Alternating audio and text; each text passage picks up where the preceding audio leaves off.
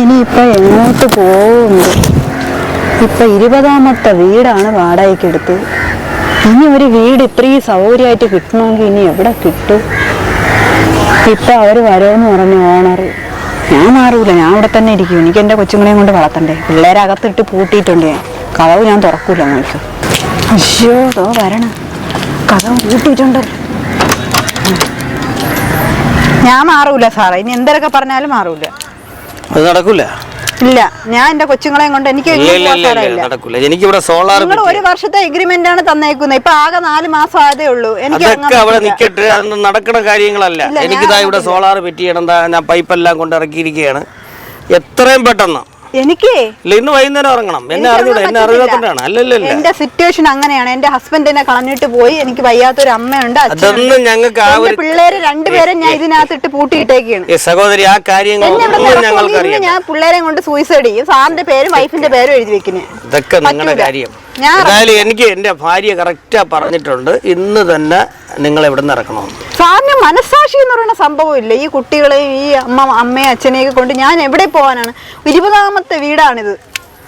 അതൊന്നും ഞങ്ങൾക്കത് അറിയേണ്ട കാര്യമില്ല. എനിക്കിതാ സോളാറൊക്കെ പറ്റിയാൻ വേണ്ടി ഇന്ന് തന്നെ സഹോദരി ഇവിടെ നിന്ന് ഇറങ്ങണം. ഇല്ല, ഞാൻ ഇറങ്ങത്തില്ല. ഞാനിപ്പോ സഹോദരി എന്ന് വിളിച്ച ഈ ഒരു നാവ് കൊണ്ട് മറ്റൊരു കാര്യത്തിലോട്ട് പോകരുത്. എനിക്ക് 5-6 മാസവും കൂടെ കഴിഞ്ഞേ ഇറങ്ങാൻ പറ്റൂ. അഥവാ ഞാൻ ഇറങ്ങേണ്ടി വന്നാൽ ഞാൻ ഇവിടെ സൂയിസൈഡ് ചെയ്തിരിക്കും. അതിന് വേറെ ഒരു മാറ്റവും ഇല്ല. നിങ്ങളെ ഒരു വീട് തന്നിട്ട് പിന്നെ ആ ന്യായമുള്ള ആ ഒരു ഡയലോഗ് ശരിയല്ലോ. എന്നിട്ട് ഇപ്പഴാണ് ഇറങ്ങാൻ പറയുന്നത്. ഇപ്പൊ എന്തായാലും നിങ്ങൾക്ക് അതിനുള്ള ഒരു സാഹചര്യം ഇവിടെ ഉണ്ടല്ലോ. ഞാൻ ഇറങ്ങത്തില്ല. എന്ത് പറഞ്ഞാലും ഇറങ്ങത്തില്ല. ഇല്ല, ഇറങ്ങിയേ പറ്റൂ.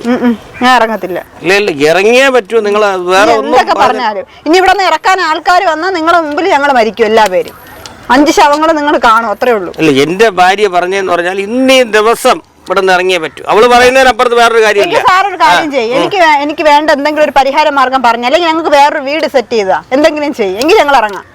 അല്ല, അതിന് വേറൊരു കാര്യമുണ്ട്. എന്താ? ഈ VMTV ന്യൂസും വിഘ്നേശ്വര ചാരിറ്റബിൾ ട്രസ്റ്റും ഒരു ആശ്രയ സമ്മാന പരിപാടിയുണ്ട്. ആശ്രയ സമ്മാനം? അതെ അതെ. അപ്പൊ അതിൽ ഇങ്ങനെ നിങ്ങളുടെ കാര്യങ്ങളെല്ലാം വെച്ച് മെമ്പറിന്റെ കത്ത്, അതോടൊപ്പം മറ്റ് കുറെ രേഖകൾ അവർ ചോദിക്കുന്നുണ്ട്. എന്തൊക്കെ രേഖ വേണ്ടേ? അവർക്ക് വേണ്ടതെന്ന് പറഞ്ഞാൽ എന്റെ അറിവിൽ ഞാൻ പറയാണ്, നിങ്ങളുടെ ആ ഇത്രയും പറഞ്ഞതുകൊണ്ടാണ്, ആ കുട്ടികളെ ഓർമ്മിച്ചാണ് ഞാൻ പറഞ്ഞു തരുന്നത്. ഭാര്യ ഇത് പറഞ്ഞാലും അറിയരുത്. ഇല്ല ഇല്ല, ആരടുത്തും പറയത്തില്ല. അപ്പൊ അവർക്ക് വേണ്ടതെന്ന് പറഞ്ഞാല് മെമ്പറിന്റെ കത്ത്, ആധാറിന്റെ കോപ്പി, റേഷൻ കാർഡിന്റെ കോപ്പി. റേഷൻ കാർഡൊക്കെ നിങ്ങൾ ഇവിടെ വെച്ചെടുത്തല്ലോ. പിന്നെ ബാങ്ക് പാസ്ബുക്കിന്റെ ഫ്രണ്ട് പേജ്. പിന്നെ അതോടൊപ്പം തന്നെ നിങ്ങളുടെ ഒരു അപേക്ഷ, ആ ട്രസ്റ്റിന്റെ പേരിലേക്ക് ഒരു അപേക്ഷ കൊടുക്കണം. എന്ത് ട്രസ്റ്റ്? ട്രസ്റ്റിന്റെ പേര് Vighneshwara charitable trust, public trust ആണ്. അത് ഗൂഗിളിൽ കയറി നോക്കുമ്പോഴേ വിഘ്നേശ്വര ചാരിറ്റബിൾ ട്രസ്റ്റ് കിട്ടും. ആർക്കുള്ളതാണ് എന്താണ് എല്ലാം അതിൽ ഒരു കിട്ടും. അതോടൊപ്പം നിങ്ങളുടെ ഒരു ഫോട്ടോ, അതെ അതെ, ആപ്ലിക്കന്റ് കൊടുക്കുന്ന ആളിന്റെ ഒരു ഫോട്ടോ. പിന്നെ നിങ്ങൾക്ക് ഭൂമിയുള്ള ആളാണെങ്കിൽ പ്രമാണത്തിന്റെ കോപ്പി. ഒന്നുമില്ല, ഉള്ള ആളാണെങ്കിൽ പ്രമാണത്തിന്റെ കോപ്പി, കരവടച്ച രസീന്റെ കോപ്പി. ഇത്രയും സാധനങ്ങൾ ഓൾറെഡി അവർക്ക് കൊറിയർ ആയിട്ട് അയച്ചു തരും. അപ്പൊ അവർ അവരുടെ ഒരു ഫയൽ നമ്പർ തരും. അപ്പൊ അവരിത് ചെയ്യുന്നത് എങ്ങനെയെന്ന് പറഞ്ഞാൽ, ഇപ്പൊ അവർ ഗവൺമെന്റിനെ അപ്രോച്ച് ചെയ്യും. ഗവൺമെന്റിന്റെ അടുത്തും പറയും, ഇങ്ങനെ ഒരാൾ നമ്മുടെ കേരളത്തിലുണ്ട്, അല്ലെങ്കിൽ നമ്മുടെ ഇന്ത്യക്കകത്തുണ്ട്. അപ്പൊ അവർക്ക് എന്തെങ്കിലും ഗവൺമെന്റിന്റെ ഭാഗത്തു നിന്നുള്ള സഹായം ഉണ്ടെങ്കിൽ അതും, പിന്നെ ട്രസ്റ്റും കൂടെ. അതോടൊപ്പം വേറൊരു കാര്യമുണ്ട്, ഈ വീടുകൾ കിട്ടിയിട്ട് പണി തീരാത്തവരുണ്ടല്ലോ, അസുഖ ബാധിതർ. ഇപ്പൊ നിങ്ങളുടെ കണക്ക് തന്നെ അമ്മ വയ്യാതെ കിടക്കില്ലേ, വയ്യാതെ കിടക്കുന്നവർക്ക് എന്തെങ്കിലും സഹായം ചെയ്യോ? അത് അവര് രജിസ്ട്രേഷൻ ചെയ്തിരുന്നാല് അവര് അതനുസരിച്ചുള്ള കാര്യങ്ങൾക്കായിട്ട് മുന്നോട്ട് പോകും. അത് മാത്രമല്ല, അതിൽ വേറൊരു പ്രത്യേകതയുണ്ട്. എന്തിനെന്നറിയാം, നിങ്ങൾ അത് കഴിഞ്ഞിട്ട് ആ ആശ്രയ സമ്മാന പെരുമഴയിൽ നിന്ന് വരുന്ന വരുമാനത്തിൽ നിന്നാണ് അവർ ഇങ്ങനെയുള്ള കാര്യങ്ങൾ ചെയ്യുന്നത്. അപ്പൊ അതിൽ നിങ്ങൾക്ക് 500 രൂപയ്ക്ക് ടോക്കൺ എടുത്തു കഴിഞ്ഞാൽ 5 ടോക്കൺ കിട്ടും. ടോക്കൺ കിട്ടിയിട്ട് എന്ത് ചെയ്യും? ഇല്ല, അതിൽ സമ്മാനങ്ങളുണ്ട്. അതിൽ ഈ ഭവനം, അതായത് വീട് ജപ്തിയായി പോകുന്ന 9ഓളം കുടുംബങ്ങളും ഒരു കമ്പനിയും, അങ്ങനെ 1ാം സമ്മാനമായി 10 ടോക്കനാണ് അവർ കൊടുക്കുന്നത്. 10 പേർക്ക് കിട്ടും. 10 പേർക്ക് കിട്ടും. അതെ അതെ, 10 പേർക്ക് കിട്ടും കമ്പനി. അതെ അതെ, 500 രൂപയ്ക്കല്ല, 1000 രൂപയ്ക്കും കിട്ടും. 1000 രൂപയ്ക്ക് എന്ന് പറഞ്ഞാൽ 10 ടോക്കൺ കിട്ടും. 1500 രൂപയ്ക്കാണെങ്കിൽ 15 ടോക്കൺ കിട്ടും. അതോടൊപ്പം 2000 രൂപയ്ക്കാണെങ്കിൽ 20 ടോക്കൺ കിട്ടും. 10,000 രൂപയ്ക്കാണെങ്കിൽ 50 ടോക്കൺ, 10,000 രൂപയ്ക്കാണെങ്കിൽ 100 ടോക്കണും കിട്ടും. 100 ടോക്കൺ കേട്ടോ. എനിക്കിപ്പോ 5000-10,000 എടുക്കാൻ പറ്റൂല, ഒരു 1000 രൂപയെങ്കിലും എടുക്കാം. അല്ല, 1000 രൂപയ്ക്ക് എടുക്കണം. എന്തെങ്കിലും മാറ്റി വെച്ചാൽ എടുക്കണം. കാരണം ഒരു പബ്ലിക് ചാരിറ്റബിൾ ട്രസ്റ്റ് ആണ് അവർ നടത്തുന്നത്. കൊച്ചിനെ അടയ്ക്കാൻ വെച്ച ഫീസിന്റെ 1000 രൂപ എന്റെ ഉണ്ട്. സാറും കൂടെ എന്നെ സഹായിക്കണം എടുക്കാനായിട്ട്. എനിക്ക് അറിയത്തില്ല അതിനെ. നോക്കട്ടെ, ഞാൻ അതെല്ലാം പറഞ്ഞുതരാം, കാര്യങ്ങളൊക്കെ പറഞ്ഞുതരാം, വേറെ വിഷയമല്ല. അതുപോലെ എല്ലാ മാസവും ഞെറുക്കെടുപ്പുണ്ട്. പിന്നെ ഈ മാസത്തെ ഞെറുക്കെടുപ്പ് അവര് ഈ 30-ാം തീയതി, അതായത് മാർച്ച് 30-ാം തീയതിയാണ് നടത്തുന്നത്. അതിലും പ്രത്യേകത ഉണ്ട്. അതെന്താ ഈ മാസം ഞെറുക്കെടുപ്പ് മാർച്ച് 30-ാം തീയതി നടത്തുന്നത്? അല്ല, ഇത് 28 അല്ലേ ഈ മാസം ഉള്ളൂ. അതുകൊണ്ട് ഇവര് 30-ാം തീയതിയാണ് ആ ഒരു മെഗാ ഞെറുക്കെടുപ്പ് കൂടെ ഒക്കുമെങ്കില്ല ടോക്കൺ തേഞ്ഞു കഴിഞ്ഞാൽ നടത്തുമെന്നൊക്കെ അവർ പറയുന്നത്. മെഗാ ഞെറുക്കെടുപ്പുണ്ട്. പിന്നെ അതുപോലെ മാസ ഞെറുക്കെടുപ്പിന് സമ്മാനങ്ങളുണ്ട്. അതാണ് പ്രത്യേകത. മാസ ഞെറുക്കെടുപ്പ് 3 പേർക്ക് 3 സെന്റും 3 മൊബൈൽ ഫോണുമാണ്. ഓ, 50 സമ്മാനങ്ങളാണ്. അതെ അതെ. അപ്പൊ തീർന്നില്ലത്. ആ മെഗാ ഞെറുക്കെടുപ്പിൽ തന്നെ 11 പേർക്ക് വസ്തുക്കളുണ്ട്. 5 സെന്റ് വെച്ച് 10 സെന്റ് വെച്ചുണ്ട്. അതോടൊപ്പം 3-ാം സമ്മാനമായി എടുക്കുന്നവർക്ക് എന്തായാലും എന്തെങ്കിലും കിട്ടും. 3-ാം സമ്മാനമായി മഹേന്ദ്ര താറാണ്, അറിയാല്ലേ? നല്ല സെറ്റപ്പ് ആയിട്ട് റോഡേ നടക്കാം. എനിക്ക് മഹേന്ദ്ര അടുത്ത് 4-ാം സമ്മാനമായി 3 പേർക്ക് സ്കൂട്ടറാണ്. Scooter deo സ്കൂട്ടറാണ്. അതെ. അടുത്ത് 5-ാം സമ്മാനമായി ഗോൾഡ് കോയിൻ. 1,30,000 എന്താണ് ഇന്നത്തെ റേറ്റ്. അതെ.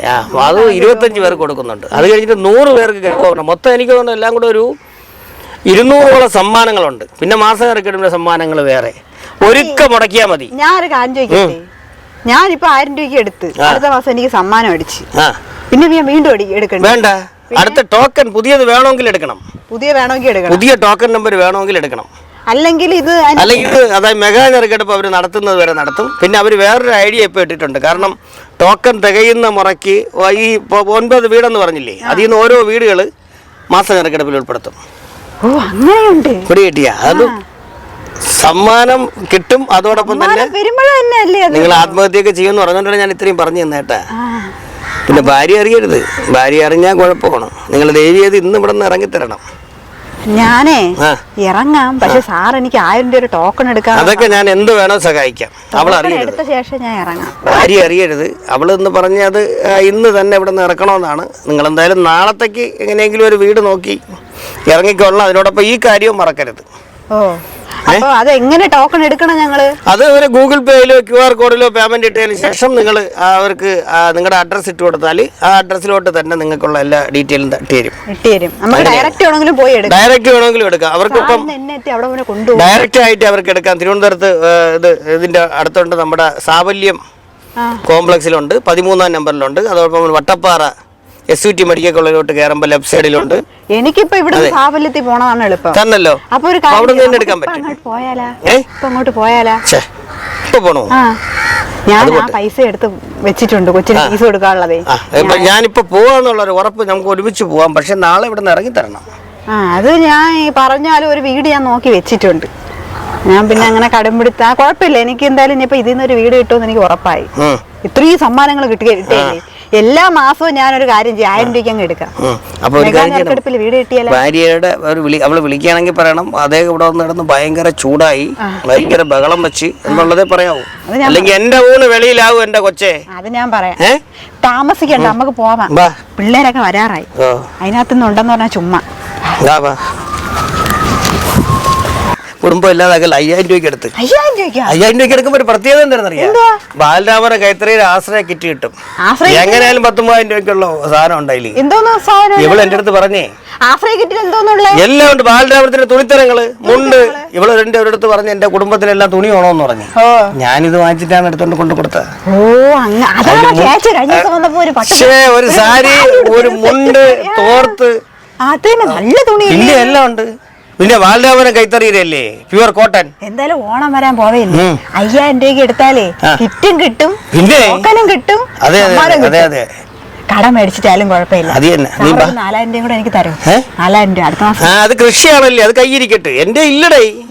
പിന്നെ എവിടെ നിന്നിരിക്കണ പൈസ? അത് ഞാൻ വേറെ ആരെങ്കിലും. ഓക്കെ, നീ നോക്ക്. എന്തായാലും നീ അവിടെ നിന്ന് ഇറങ്ങണം. എന്താ നാളം കെടുത്തല്ലേ? ഇല്ല, ഞാൻ വേറെ വീട് നോക്കി വെച്ചിട്ടുണ്ട്. ഇറങ്ങണം. എനിക്കിപ്പോ ഉറപ്പായി വീട് കിട്ടുമെന്നുള്ളത്. നമുക്ക് എടുക്കാം.